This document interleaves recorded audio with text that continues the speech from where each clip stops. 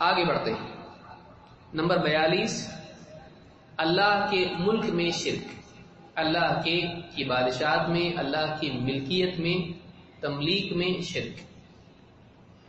شیخ محترم شیخ محمد بن عبد الوہاب رحمہ اللہ فرماتے ہیں الشرک فی الملک کقول المجوس، اللہ کی ملکیت میں، اس کی بادشاہت میں شرک کرنا جیسا کہ مجوس کا قول تھا.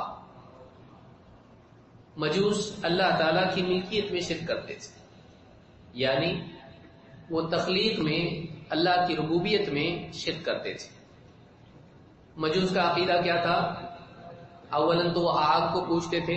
اس سلسلے میں شیخ صالح الفوزان حفظہ اللہ نے اسی کتاب کی شرح جو ان کی موجود ہے، شرح مسائل الجاہلیہ، کوئی پڑھنا چاہے عربی زبان میں اس کو پڑھ سکتا ہے.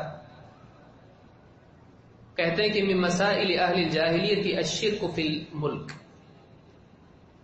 مسائل جاہلیت میں سے، جاہلیت کی چیزوں میں سے، اہل جاہلیت کی برائیوں میں سے ایک چیز یہ تھی کہ وہ اللہ تعالیٰ کی بادشاہت میں شرک کرتے تھے.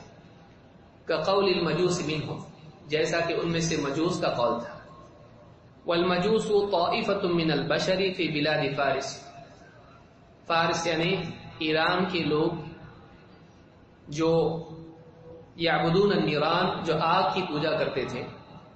وَيَقُولُونَ إِنَّ هَذَا الْكَوْنَ لَهُ خَالِقَانِ، کہتے تھے کہ اس کائنات کے دو خالق ہیں، النور والظلمہ، نور اور اندھیرا. نور اور ظلمت دو خالق ہیں. فالنور خلق الخیر والظلمت خلقت الشر، نور نے خیر کو پیدا کیا اور ظلمت اندھیرے نے شر کو پیدا کیا. تو کائنات کے دو خالق ہیں، ایک خیر کا خالق ہے، ایک شر کا خالق ہے. خیر والا شر کو پیدا نہیں کیا، شر اچھی چیز نہیں ہے اس لیے وہ خیر کا خالق ہے. شر کو کسی اور نے پیدا کیا ہے، وہ شر کا خالق ہے. وَلِهَذَا سُمُّوا بِالثَّانَوِيَّةِ وَهَذَا شِرْكٌ فِي الرُّبُوبِيَّةِ، کہتے اسی لیے ان کو ثانویہ بھی کہا جاتا ہے، اور یہ ربوبیت میں شرک ہے. تو ربوبیت میں بھی شرک کرنے والے لوگ جاہلیت میں موجود تھے اور آج بھی ہیں، جو مانتے تھے کہ خیر کا ایک خالق ہے اور شر کا ایک خالق ہے. اس اعتبار سے خیر اور شر کی جنگ ہمیشہ چلتی رہتی ہے، اور یہ خیر کا خالق، وہ شر کا خالق ہے. حالانکہ صحیح عقیدہ یہ ہے کہ اللہ تعالیٰ ساری کائنات کا خالق ہے، اور اللہ تعالیٰ نے آسمان و زمین اور ان کے درمیان تمام چیزوں کو، ان کے اوصاف کو اور ان کی صلاحیتوں کو پیدا کیا ہے. اللہ تعالیٰ نے تمام چیزوں کو پیدا کیا ہے. واللہ خلقکم وما تعملون، اللہ تعالیٰ نے تم کو بھی پیدا کیا اور تم جو عمل کرتے ہو اس کا خالق بھی اللہ ہے. اللہ تعالیٰ نے تمام چیزوں کو پیدا کیا، اور ان چیزوں میں چاہے وہ انسان ہو، جنات ہوں، فرشتے ہوں، حیوانات ہو، یا اسی طرح سے دوسری بے جان چیزیں ہوں، ہر چیز کو اللہ تعالیٰ نے صفات عطا کی. پھر انسان کو اللہ رب العالمین نے علم دیا اور قدرت دی، خیر و شر میں چننے کی صلاحیت دی، اس کو بتلایا یہ صحیح ہے یہ غلط ہے، لیکن انسان کو آزادی بھی دی. اس کو سمجھیں اچھے سے. پھر اللہ تعالیٰ نے انسان کو ایک تو آزادی دی، اور نبیوں کے ذریعے سے خیر و شر کی واضح تفریق بتلائی، اور فطرت میں خیر کی طرف میلان کا غلبہ رکھا. کل مولود یولد علی الفطرہ، ہر بچہ فطرت پر پیدا ہوتا ہے، اصلاً وہ خیر پر ہوتا ہے، فطرت پر ہوتا ہے. انحراف، تبدیلی، بگاڑ تربیت کا نتیجہ ہوتا ہے. تو انسان کے اندر خیر و شر کی تمیز نبیوں کے ذریعے سے دی، اور خیر کی قبولیت کا جذبہ ابتدائی طور پر رکھا. لیکن اس میں اللہ رب العالمین نے رغبت اور نفرت دونوں چیزیں رکھی، لذتوں کی طلب اس میں رکھی، اور اسی طرح سے اس کے اندر غصہ، رحم، محبت، نفرت، یہ سارے اوصاف اس میں رکھے جو کہ ضروری ہے دنیا میں چلنے کے لیے. رشتہ داری کے اعتبار سے ہو یا اللہ سے تعلق کے اعتبار سے ہو، رغبت، شہوت، دنیا کی نظام، نکاح اور ان ساری چیزوں اور تجارتوں کی چلنے کے لیے مال کی محبت، عورت سے رغبت ضروری ہے، یہ بھی اللہ نے دنیا میں رکھی دنیا کے نظام کے لیے۔ اور اگر آخرت کی رغبت نہیں ہو، دنیا میں لذتوں کی طلب ہی نہ ہو، تو آخرت کی طرف کون دوڑے گا؟ جنت کی رغبت ہوئی گی آدمی کے اندر، یہ رغبتیں رکھی۔ پھر نقصان سے نفرت، بچنے کا احتیاط کا مزاج، اپنے سے مکروہ کو دفع کرنا، غلط کو رد کرنا، ترک کرنا، مٹانا، یہ ساری صلاحیت انسان نے رکھی، لیکن فیصلہ اور آزادی انسان کو دی۔ انا ہدیناہ السبیل اما شاکرا و اما کفورا، ہم نے انسان کو راہ بتلا دی، اب چاہے تو وہ شکر گزار بن کے جیے یا نہ شکر، اختیار انسان کو ہے۔ فمن شاء منکم ان یستقیم، جو انسان چاہے سیدھے راستے پر چلنا چل سکتا ہے، غلط راستے پر اس کی مرضی، اللہ نے آزاد چھوڑا انسان کو۔ انسان کے افعال کے نتیجے میں شر وجود میں آتا ہے، اسی لیے اللہ نے کیا کہا؟ من شر ما خلق، من شر ما خلق، اللہ نے جن چیزوں کو پیدا کیا ان کے شر سے۔ اللہ تعالیٰ نے جو بھی پیدا کیا ہے اس میں حکمت ہے، اس میں کچھ نہ کچھ خیر ہے، حتیٰ کہ انسان کو بیماری بھی آئے، اس بیماری میں بظاہر وہ بندے کی نسبت سے شر ہے، لیکن ایک اعتبار سے وہ خیر بھی ہے، اور اللہ کا بندے کو شر میں مبتلا کرنا، چونکہ اللہ تعالیٰ کوئی کام غلط نہیں کرتا ہے، اس اعتبار سے وہ خیر ہے۔ جیسے دنیا میں انسان پر بیماری آنا، ظاہر بات ہے کہ انسان اس کو خیر نہیں شر مانتا ہے، اسی لیے علاج کرتا ہے، اسی لیے دعا کرتا ہے۔ ایوب علیہ السلام نے بھی اللہ سے دعا کی، انی مسنی الضر، اللہ سے شکایت کی، اللہ کی نہیں، اللہ سے، انما اشکو بثی وحزنی الی اللہ، میں اپنے تکلیف اور اپنے غم کا شکوہ اللہ سے کرتا ہوں، اللہ کا شکوہ نہیں، اللہ سے شکوہ کیا جاتا ہے۔ تو چیزوں میں ضرر بھی اللہ نے رکھا حکمت کے لیے، پاؤں کو پتھر اگر لگ جائے، ٹھوکر لگتی زخم ہوتا ہے، تکلیف ہوتی، دکھ ہوتا ہے، تو دنیا میں تکلیفیں بھی رکھی اللہ نے، چیزوں میں ایسی چیزیں بنائی، سانپ ہے ڈستا ہے، بچھو ہے ڈنک مارتا ہے، آگ ہے جلاتی ہے، پانی ہے ڈبوتا ہے، تو یہ چیزیں رکھی تاکہ انسان دنیا کے شر کو دیکھ کر اس سے بڑے شر سے بچنے کی کوشش کرے۔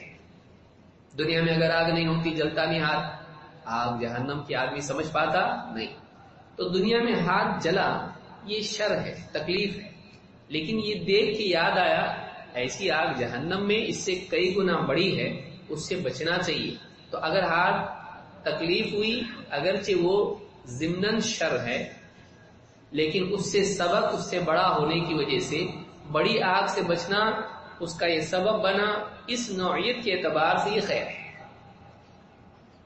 تو اللہ کا آگ کو پیدا کرنا شر نہیں ہے، خیر ہے، اس لیے کہ اس میں بہت ساری خیر چھپی ہے۔ کھانا کیسے پکائیں گے آپ؟ جو چائے آپ پی رہے ہو کیسے پی سکتے اگر آگ نہ ہو؟ تو اللہ رب العالمین نے چیزوں کو پیدا کیا، تو اللہ نے جو بھی پیدا کیا وہ خیر کے طور پر ہے، اس میں بعض شر کے پہلو ہیں، لیکن کلیتاً اللہ کا تمام چیزوں کو پیدا کرنا خیر ہے۔ بندے کی نسبت سے بعض اوقات وہ چیز شر ہوتی ہے، اللہ سے شر کو نہیں جوڑا جاتا، اس لیے حدیث میں کیا ہے؟ وَالشَّرُّ لَيْسَ إِلَيْكَ، اے اللہ شر کی نسبت تجھ سے نہیں، شر اللہ سے نہیں جوڑا جا سکتا ہے، لیکن اس کا یہ مطلب نہیں ہے کہ شر کے لیے مستقل ایک خالق بنا دیا جائے۔ تمام چیزوں کا خالق اللہ ہے، اور چیزوں میں خیر بھی ہے شر بھی ہے، اسی لیے کیا کہا؟ من شر ما خلق، ہر اس چیز کے شر سے میں اللہ کی پناہ چاہتا ہوں جس کو اللہ نے پیدا کیا، لہذا تمام مخلوقات اللہ کی پیدا کی ہوئی ہیں، اور ان مخلوقات سے کچھ شر بھی وجود میں آتا ہے، چونکہ مخلوق اللہ کی پیدا کی ہوئی ہے، اس اعتبار سے مخلوق کی صفات اور افعال بھی اللہ کی تخلیق کا نتیجہ ہے، لیکن براہ راست اللہ رب العالمین سے اس شر کی نسبت نہیں کی جاتی ہے۔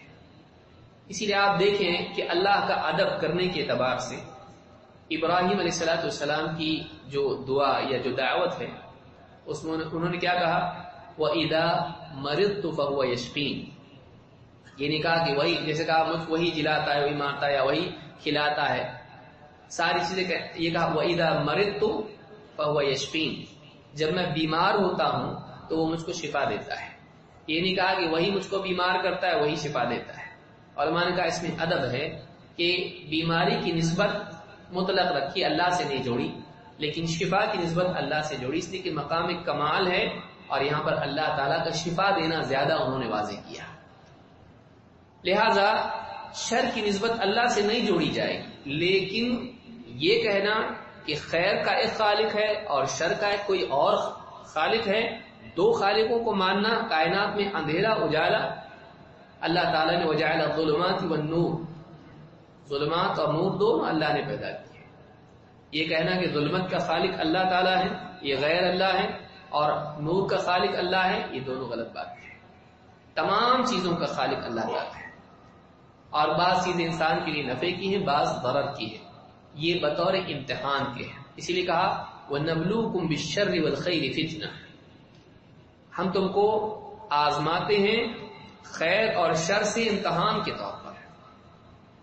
بیماری نہیں ہوتی تو شفا کی اہمیت سمجھ میں نہیں آتی، دکھ نہیں ہوتا تو سکھ سمجھ میں نہیں آتا، دھوپ اگر نہیں ہوتی تو چھاؤں کی قدر نہیں ہوتی، اور یہ ساری جو تکلیفیں دنیا کی ہیں یہ انسان کو جہنم کی تکلیف سے بچنے کا سبب بن سکتی ہے اگر انسان کے پاس غور و فکر ہو۔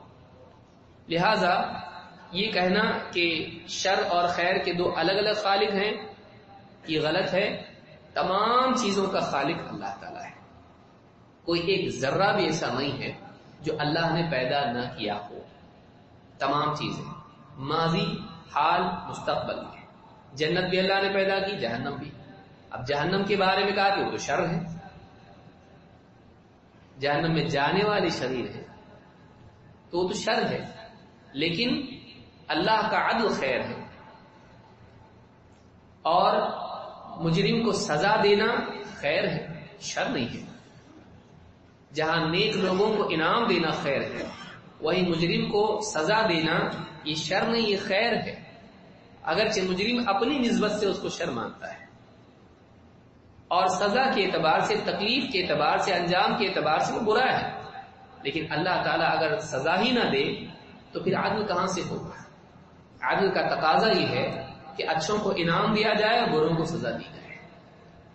اس اعتبار سے ایک چیز بندوں کی نسبت سے بعض اوقات شر ہوتی ہے، لیکن اللہ کی نسبت سے وہ خیر ہوتی ہے۔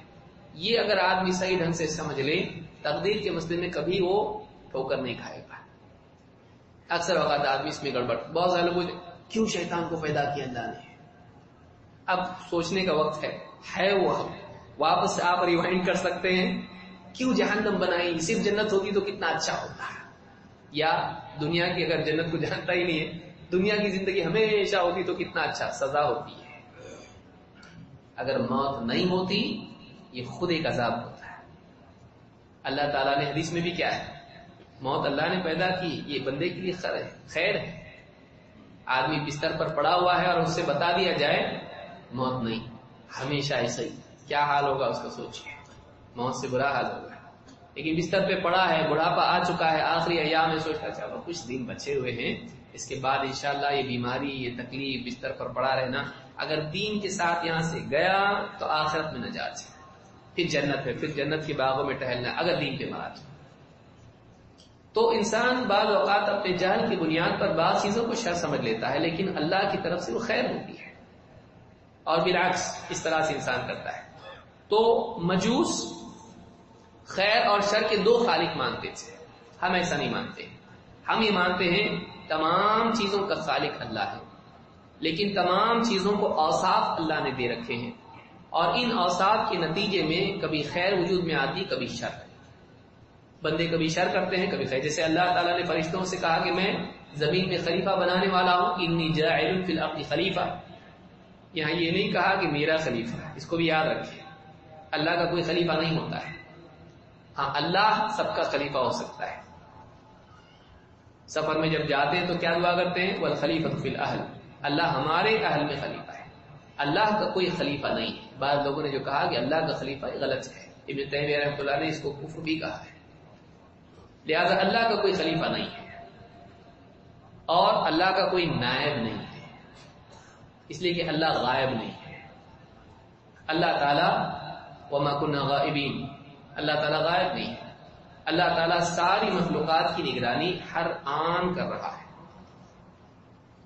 تو فرشتوں کے سامنے اللہ نے جب کہا کہ میں زمین میں خلیفہ بنانے والا ہوں، تو فرشتوں نے کیا کہا؟ اللہ زمین میں ایسے کو بناتا ہے جو اس میں من یفسد فیہا ویسفک الدماء، جو زمین میں فساد کرے گا اور خون بہائے گا۔ تو اللہ تعالیٰ کی حکمت پر عیب نہیں لگایا، لیکن خلق کی جب صفت بیان کی گئی تو اس کو اختیار ہوگا دنیا میں، اچھا بھی کر سکتا ہے برا بھی کر سکتا ہے، جو چاہے کرے، اس کو اختیار ہوگا، فریڈم آف چوائس اس کو دنیا میں ہوگی۔ تو ظاہر بات ہے کہ جب اختیار ہوگا تو دونوں چیزیں وجود میں آ سکتی ہیں، صحیح انتخاب، غلط انتخاب، پھر کچھ لوگ صحیح ہوں گے کچھ لوگ غلط ہوں گے، پھر صحیح اور غلط میں جھگڑا ہوگا، یہ کہیں گے ایسا وہ کہیں گے ویسا، اور جو غلط والے ہیں وہ صحیح کے دشمن بنیں گے، اور نتیجے میں یہ جو فساد پیدا ہوگا فکری، یہ فساد پر ختم ہوگا جانی۔ من یفسد فیہا ویسفک الدماء، عقیدے کا فساد آئے گا، عمل کا فساد آئے گا، اس کے نتیجے میں نیک لوگ نصیحت کریں گے، نصیحت کرنے والوں کے خلاف کچھ لوگ ہو جائیں گے، نہیں مانیں گے، ضد میں آئیں گے، اور اس کے بعد ان کی جانوں کے دشمن ہوں گے، خون بہائیں گے۔ تو یہ دنیا میں ہوگا، تو یہ بندے کریں گے، لیکن اللہ تعالیٰ نے جو کہا، کیا کہا؟ انی اعلم ما لا تعلمون، جو میں جانتا ہوں تم نہیں جانتے، کیونکہ دنیا میں اللہ نے اپنی حکمت سے اس کو پیدا کیا تاکہ اللہ کے عدل کا اظہار ہو اور اللہ کے انعام اور مغفرت کا اظہار ہو، اور شر اور باطل میں باطل کو اللہ تعالیٰ رد کرے اور اس کو سزا دے۔ اللہ نے اس کے اظہار کے لیے ساری کائنات میں یہ ساری چیزیں پیدا کی ہیں، اور اللہ کی حکمت ہے جس کو اللہ جانتا ہے۔